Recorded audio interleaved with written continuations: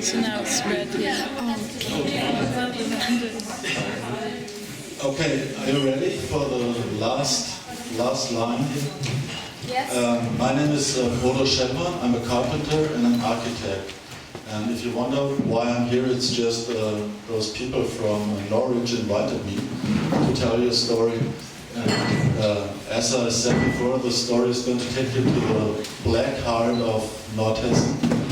It's a story about those cities where the people just grow old and they have no jobs and there are no younger people, and the old buildings are left behind because they settle on the surroundings.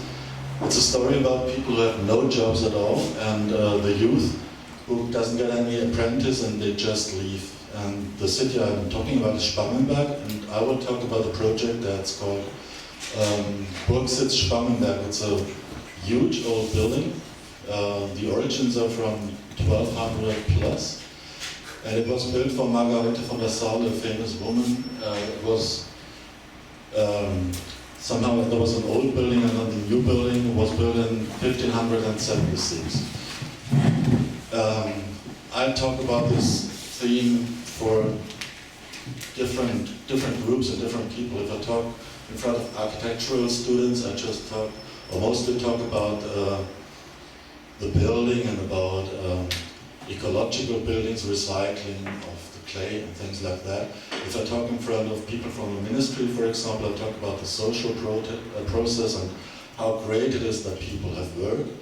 And if I talk in front of mayors, I just talk about, hey, you need this for your city, blah, blah, blah. Now I talk in front of art students who are half my age, and I really just try to think about what do I want to talk to you about. And I thought I want to talk about work and what work means for people who don't have no work. Because as you said before, the artists are happy if they don't have that crappy work to earn their money. Okay, that's a great position because the artist knows what to do with his life. But there are lots of people who just don't do anything except taking drugs, drinking alcohol, sitting in front of the TV set, playing video games, but they don't want to, but nobody wants them. And this is a problem of our whole system, because we are used that you give Hartz IV, that's called a program called where people who are unemployed get money to the people instead of giving them good work. And I'm talking about good work, so I'm not this Nazi position, you know, that everybody needs to work for the money and that you're forced to work. I'm not interested in that point, but I'm interested in the fact that if people are working and they see what they do and it's a work that makes sense, then I found out that many people regain their Würde, I don't know, Würde? Self-esteem. Their self-esteem again. And that lots of people are so disconnected from their own worth and for the society that they really get fucked up, totally fucked up. So it's the other side of the artist's side, because you all know what to do with the other people who don't know at all. And it's also about the school system, which just helps us improve our abstract knowledge, you know? It's good for people who can sit on a chair and just think about mathematics and all those things, and it's really bad for people or little kids who go better with their hands or who just want to run around and do other things and who feel their body more than their abstract brain. And those really get handed down, down, down, down. And I own a company, and we often have young kids who come from schools where there are those kids who can't go to other schools, and they have some time, they stay with us 4 weeks, for example. And for most of them, it's the first time they really experience, when they're on the building site, they really experience I can do something. I'm not the stupid guy all those teachers tell me, or I really can do something. And this experience is very important for lots of people. So I want to show you this project, and this was the house we were talking about. It's really huge, as you can see. The houses surrounding, those wood frame constructions, really old buildings. The surrounding houses are already huge houses, and this house in the middle of it. It's 24 meters high and about 20 to 20 square meters. So it's really big. And this was in a ruinous state. So, what shall I say? When I told that we could restore this building just with people who are unemployed or kids who don't have no apprentice, everybody said, "You're crazy. Come on, you can't do that." And we, first we, no, I have to start with another thing. I was drinking beer with my ex-professor when I was studying architecture. And I told him, we as craftsmen, we won't get any kids again to do the jobs because of the demographic curve will go down. So I had the idea, hey, well, there are those towns, there are those kids who don't have an apprentice, and they have the old houses they can't keep. So why not just make a building site where they can learn and become carpenters? Great idea, Emma.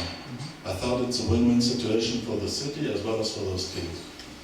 And I went to Spangenberg because he gave me the name of Sabine Schaub and said, she's young, she's there, she started to work for the management of the city, and just asked her, and she was very euphoric about this idea. And I met the mayor 5 days later, and I am not used to meet mayors or something like that. I don't think that. For me it was, well, I can meet the mayor, okay, yeah.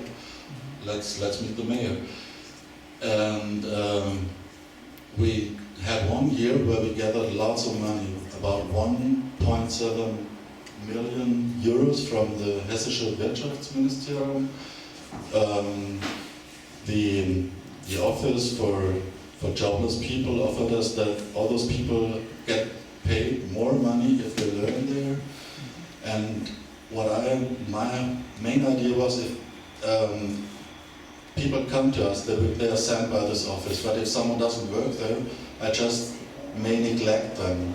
Because usually it's that way that if someone says, I don't want to work there, I have to report back to this office, and he will get a cut in money. And that's not my idea of the whole thing. I just want to work with people who want to work, and not want to use it as a, what you say, as a measure of pressure, of oppression. I don't like that at all. Okay, so we came with this idea to those people in charge. And I don't know if you ever saw those people in those small cities who are voted by the local public. It's incredible, you know. Half of them is drunk, really drunk. Half of them is just shouting at you that you're an idiot, you don't know nothing at all. It's stupid, it won't work, go ahead, do something else.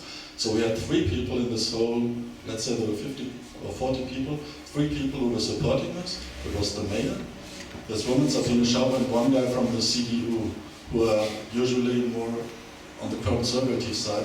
The whole SPD side was absolutely against it, absolutely. They really, it was horrible. Okay, so usually you leave this town and say, come on, do your thing. I'm from Kassel, I don't care about you. But I thought the idea is too good. And Sabine Schaub took 5 years to find a new honeypot for us. She is always raising money somewhere, and she's winning lots of those Wettbewerb, I don't know the English word for it. And she found a European Union pot that was called BIMA. And we just, it's like you show them your idea, and if you're lucky, you'll get the money. So 800 people showed their ideas, and we were selected together with 80 other projects, and we really were selected with the most money of all those projects. And we could do this just with EU money, and the city was not necessary at all. So we could do this, even though most people said, hey, come on, we don't want you to do this. And we did this with all those local people without work. And it was, as it was another pot, that meant that we didn't do it with young people alone. We did it also with people who were 55, 60, who were long-term, jobless people, with all the story. And when I first met those people, I thought, oh shit. That really, because you're not used to these people. I mean, it sounds arrogant, but it's really another world. I never had contact with those people. And after 4 weeks we were convinced, really convinced. It went on really fast. So This is the building site, and I'll show you some photographs. And as I hate dia shows, and I guess you too perhaps, I try to make it entertaining somehow. There are two mistakes within those photos. One doesn't have to be here, and another is a software default by Microsoft. If one of you sees the software default, he gets an extra present. You just have to say software default. What do we have to say? Software. Oh no, it's just a mistake. The other thing is something you're just a wrong person. Excluded are people from Tokonoma and people from Norwich. Okay, so for the first one, people of Tokonoma and Norwich may take place as well.